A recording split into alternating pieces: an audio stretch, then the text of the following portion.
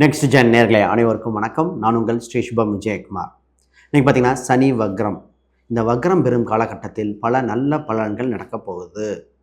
உலக அளவில் பல மாறுதல் நடக்கப் போகின்றன. அது நமக்கு நடக்காமல் இருக்குமா?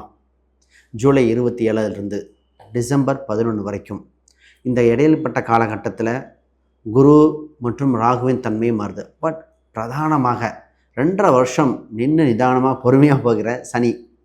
ஏன்னா இது செய்யும் இந்த தாக்கம் அதிகமாக மனிதர்கள் ஃபீல் பண்ணுறாங்க. மற்ற விஷயங்கள் கிரகங்கள் இருந்தாலும் இதில் நமக்கு நடக்க போகிற ஃபஸ்ட்டு நல்ல விஷயம் தெரியுங்களா? பொருளாதார ரீதியாக, குடும்ப உறவுகள் ரீதியாக, வேலை வாய்ப்புகள் ரீதியாக, சொத்து சுகங்கள் வாங்கலாமா அது சம்மந்தப்பட்டது, உடல் நிலை. நிறைய பேர்த்துக்கு பார்த்திங்கன்னா குழந்தை என்பது வரமா, அந்த வரம் எங்களுக்கு கிடைக்காதா, ஏங்கிட்டு இருக்கவங்களுக்கு வரத்தை கொடுக்கக்கூடிய அம்சம் வந்தாச்சு. உடல், அதாவது எவ்வளோ உழைப்பு இருக்கோ உடல் உழைப்புக்கு தகுந்த ஊதியம் இல்லை அப்படின்னு சொல்லுவாங்க. அந்த ஊதியம் எப்பொழுது கிடைக்கும் என ஏங்கிட்டு இருக்கிற பல பேர். எங்களுக்கு ஒரு லக்கு கிடைக்காதா, நாங்கள் இடம் வீடு சொத்து வாங்கக்கூடாதா, திடீர் அதிர்ஷ்டங்கள் வருமா, ஒரு பூர்வீக சொத்து கிடைக்குமா, இது மாதிரி எண்ணற்ற விஷயங்கள் மக்கள் மனதில் ஓடி இருக்குது. அதை அனுபவிக்க உங்களுக்கும் அமைப்பு இருக்குது. அது யாருக்கு என்னென்ன காலகட்டம். இப்போ நம்ம கோச்சார ரீதியாக பார்க்கலாம், தசாபத்தியும் சேர்ந்து வந்துட்டால் இன்னும் மக்யூட்டாக இருக்கும். பட் நமக்கு அதுக்குண்டான சம்பவத்தை பார்க்கலாம். நிறைய பேர் புது தொழில் பண்ணலான்னு நினச்சிட்டு இருப்பாங்க. சார் வேணாங்க, நான் புது தொழில் பண்ணுறேன், ஆல்ரெடி பண்ணிகிட்டு இருக்க தொழிலே பல தடைகள் பல முடக்கங்கள் இருந்திருக்கு. அதோட தன்மை என்ன? பொதுவாக உங்களுக்கு என்ன இறை வழிபாடு தேவை இந்த காலத்தில்? ஏன்னா சனி என்ற ஒரு கிரகம் பார்த்திங்கன்னா அது மட்டும்தான் 3, 7, 10 இந்த கிரகத்தை பார்க்கும். அப்போ நிறைய எண்ணற்ற மாற்றங்களை கொடுத்துருது இல்லையா? அதனால் இந்த கிரக அமைப்புகள் பார்ப்போம். 12 ராசிகளுக்கும் பலதரப்பட்ட இது. அதில் உங்கள் ராசிக்கு மிக மிக முக்கியம். அதுதான் இங்கே சூட்சமே. முழுசாக பாருங்கள், நிச்சயமாக உங்களுக்கு உண்டான நல்ல விஷயம் காத்திருக்கு. தனுசு ராசி அன்பர்கள், புதிய வாய்ப்புகள், புதிய வெற்றிகள், புதிய பாதையை அமைக்கின்ற காலகட்டம் வந்திருக்கு. உங்கள் ராசிக்கு 4ஆம் இடத்துல இருந்த சனி பகவான் அர்த்தாஷ்ட சனியின் தாக்கம் குறைகிறது. வாழ்வில் வெளிச்சம் வெற்றி வருகிறது.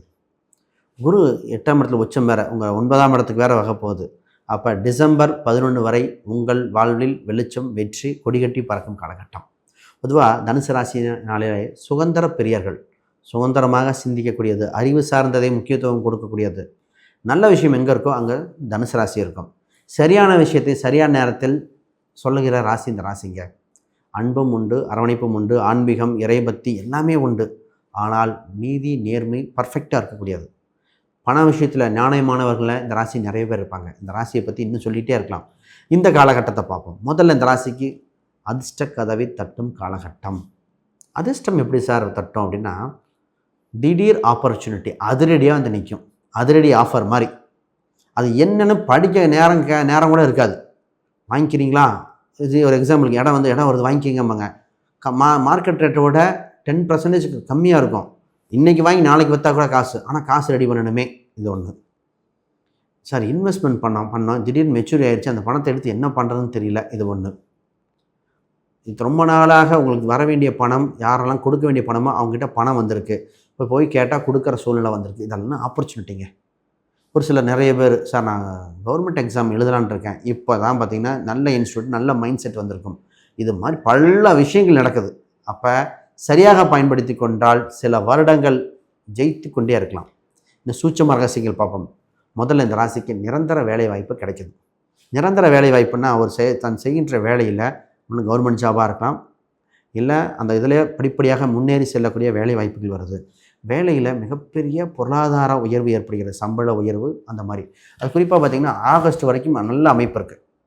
அது இப்போ இருந்து அதுக்குள்ளே முயற்சி செய்து வெற்றி வாய்ப்பில் ஜொலிச்சிருங்க. சீக்கிரம் இது பண்ணிக்காங்க. ஏன்னா இப்போ விட்டுட்டிங்க அப்படின்னா இதே வாய்ப்பு சில காலம் வராது. பிரச்சனையை கொடுத்துட்டு சனி பகவான் தான். ஏன்னா நாளில் இருக்க சனி பகவான் என்ன பண்ணுச்சுன்னா, உங்களுக்கு வாய்ப்புகள் சோம்பேறித்தனத்தை கொடுத்துட்டு உங்களை பற்றி அவ்வளோ முன்னேற்றம் விடாமல் 6ஆம் இடத்தை பார்த்துட்டு இருந்தாங்க. இப்போ டக்குன்னு வேலை நடக்குது. வேலையில் வெற்றி, உயர் பதவி உண்டு, அங்கீகாரம் உண்டு, வெளிநாட்டு சம்மந்தப்பட்ட வேலை வாய்ப்புகள் ஒப்பந்தங்கள் உண்டு, இடமாற்றம் ஏற்படுகிறது. அற்புதமாக இருக்குது. அடுத்து வேலையில் சூப்பர். சார் திருமணம் உண்டா? திருமணம் சம்மந்தப்பட்ட பேச்சுவார்த்தைகள் எல்லாமே நியரஸ்ட்டு செப்டம்பர், அக்டோபர் பக்கம் வருது. அது அந்த நேரத்தில் அற்புதமான மனதுக்கு பிடித்த வரன் வருது. இது பேச்சுவார்த்தை ராசி திருமணம் பேச்சுவார்த்தையெல்லாம் பேசிகிட்டே போய் முடிவாகாமல் போயிடுச்சு. நான் இங்கே இருக்குங்கிறாங்க, அங்கே இல்லைங்கிறாங்க.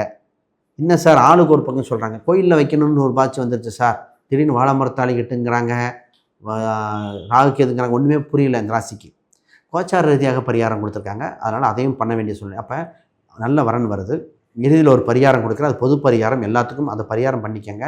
இப்போ இந்த ராசி பார்த்திங்கன்னா நல்ல வரன் வந்து மனதுக்கு சுபமான வரனாக இருக்கும். திருமண தடைகள் விலகுது, இது ஓகே. இது ஒரு சிலருக்கு. பொதுவாக பெருமண பொருத்தத்திலே 4ஆம் அதிபதியும் 12ஆம் அதிபதியும் சேர்ந்து பொருத்தம் பார்க்க வேண்டிய சூழ்நிலை, நட்சத்திர பொருத்தம் தாண்டி. அது ஏன்னா 6ஆம் அதிபதி எல்லோரும் வேலைக்கு போகிறாங்க, லோன் வாங்குகிறாங்க. அப்போ 12ஆம் இடம் முக்கியம். அதான் அது ஜோசிய சூட்சமத்தை சொல்லுவோம். இப்போ அதை விட ஆல்ரெடி திருமண வாழ்க்கையில் ஒரு சில கசப்புகள் இருக்குது சார், சரியாகுமா, குழந்தை இருக்குது, அடுத்த வாழ்க்கையை என்ன பண்ணணும், இது அடுத்த வாழ்க்கை நிரந்தரமாக அமையுமா, ஆல்ரெடி டைவர்ஸ் ஆகிடுச்சு, எங்களுக்கு அடுத்த வாழ்க்கை எப்போ வரணும் அமையும், இது மாதிரி எண்ணங்கள் ஏங்கிட்டு இருக்கிறவங்களுக்கு ஒரு சில ஜாதக ரீதியாக பரிகாரம் செய்தால் சகலமும் ஜெயிச்சிடலாம். இதுதான் இப்போ இந்த ராசிக்கு சூட்சம விஷயம் ஓகே. இன்னொரு விஷயத்து முக்கியமானது, ஆன்மீக சுற்றுலா, தொலைதூர பயணங்கள் உண்டு. அதுக்குண்டான ஒரு லாங் ட்ரிப் இருக்குது, அதை போயிட்டு வர வேண்டியது. வேண்டுதல் எல்லாம் நிறைவேற்ற வேண்டிய காலகட்டம்.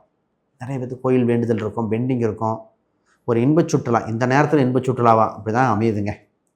ஏன்னா எங்கேயும் போகும் ஒரே ஸ்ட்ரெஸ்ஸாக இருந்த ராசி, மன நெருக்கடி, ஒரே ஸ்ட்ரெஸ்ஸாக இருந்தது. இப்போ தான் ஒரு கோயில் குளமோ வெளியவோ அந்தந்த வயதுக்கு தகுந்த மாதிரி வெளியே போகக்கூடிய சூழ்நிலைகள் உண்டு.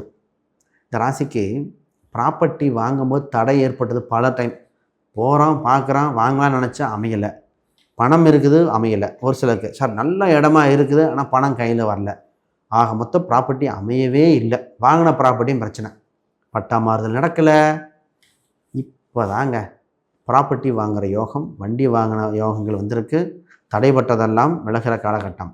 இந்த ராசிக்காரங்களுக்கு சொத்து சுகம் சேர்க்க யோக காலகட்டம் வந்திருக்கு. பொதுவாக அந்த ப்ராப்பர்ட்டி என்ன தசை வாங்கலாம், என்ன ஊரில் வாங்கலாம், என்ன பேரில் வாங்கலாம், அதெல்லாம் இருக்குது. ஒரு சிலர் வந்திருந்தார் இந்த ராசிக்காரரு. நான் வந்தவனே சொன்னேன், அவர் பைக்கு தான் வாங்கினார். பைக்கு சொன்ன உடனே சொன்னேன், அவர் ஜாதகத்தை பார்த்தோன்னே நீங்கள் ஜூபிட்டர் பிராண்டில் இவி வெஹிக்கிள் வாங்கிக்கோங்க. அதாவது டிவிஎஸ் பிராண்டில் ஜூபிட்டர் மாதிரி இருக்கிற இவி வெஹிக்கிள் வாங்கினார். அவர் வேறு ஐடியா தான் வச்சுருந்தார். கடைசியில் பார்த்தா அதான் வாங்கினார். அவர் சொன்னார், நான் இது வேணாம், சும்மா தாங்க போனேன், எனக்கு மனசுக்கு பிடிச்சிருச்சுன்னு. வண்டி வாங்கின பேர் வரைக்கும் சொல்லலாம், அது உங்களுக்கு உயிர் வரைக்கும் உற்ற நண்பனாகவும் இருக்கும். இப்போ இந்த ராசி குழந்தை சம்மந்தப்பட்ட பார்த்திங்கன்னா ஒரு சில மன வருத்தம் இருந்தது. குழந்தை இருக்கா இல்லையா அப்படின்னு ஒரு சில மிஸ்கரேஜ் ஆகிடுச்சு சார், என்னன்னே தெரில சார், கன்சீவ் ஆகிடுச்சின்னு, ஒரு சிலருக்கு மிஸ்கரேஜ் ஆகிடுச்சின்னு. குழந்தை ரீதியாக நல்ல முடிவு உண்டுங்க. அது உங்களுக்கு ஏன் நடந்தது அப்படிங்கிறது டாக்டர் நல்லா இருக்குன்னு சொல்லி கூட நடந்தது, கால சூழ்நிலையாக இருக்கும். நேரம் தகுந்த மாதிரி மாற்ற வேண்டிய சூழ்நிலைகள். உடல் சம்மந்தப்பட்ட எக்ஸசைஸ் சம்மந்தப்பட்ட அது இருந்தாலும் அதையும் பண்ணிக்கங்க. நல்ல நேரம் பார்த்து சூஸ் பண்ணிக்க, ஜெயிச்சிடுவீங்க. பிஸ்னஸ் எப்படி இருக்குது, இந்த ராசி பிஸ்னஸில் ரொம்ப ரொம்ப கவனமாக இருக்கணும். ஏன்னா 10ல் சனி பகவான் வந்து பல தடைகள் கொடுத்துருந்தது. இப்போ டக்குன்னு விலகிறனால நிறைய ஆப்பர்ச்சுனிட்டி நிறையா இது வரும். அது சரியாக பயன்படுத்தி கொண்டால் வெற்றியாக இருக்கும். எல்லாமே வெளிநாட்டு ஒப்பந்தங்கள், வெளியூர் ஒப்பந்தங்களாக இருக்கும். இந்த நேரத்தில் ட்ரிப்புக்கு போகிறோம், வெளியும் போக வேண்டியது இருக்குது, பிஸ்னஸும் இருக்குது, வேலையாட்கள் அமையுமா, ரியல் எஸ்டேட் துறைகள், இந்த மாதிரிலாம் கன்ஃபியூஷனாக இருக்கும்.